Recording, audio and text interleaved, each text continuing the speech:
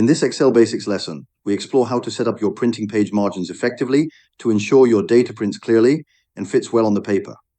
Start by selecting the worksheet that contains the data you want to print. Then, navigate to the Page Layout tab, where you can manage print settings such as page orientation, choosing between portrait, vertical, or landscape, horizontal, depending on your data layout. For example, landscape is ideal for wider tables, while portrait suits narrow data ranges. Once your orientation is set, focus on the margins section. Margins define the space between the edge of the paper and your printed content, helping to separate your data from the paper edges for a neat, professional look. You can choose predefined margin options like normal, which applies standard spacing to your printout. This ensures your data isn't too close to the paper edge, making it easier to read and more visually balanced. If you need to print more data on a single page without cutting anything off, consider the narrow margin setting.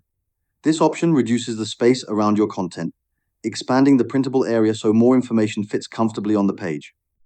Remember, you can always adjust margins based on your specific needs, whether you want to maximize data display or leave space for notes or binding. Using these margin settings correctly helps your printouts look clear and well organized, avoiding awkward cutoffs or wasted space. Mastering these print margin controls is a simple yet powerful way to improve the quality of your Excel printed reports and presentations.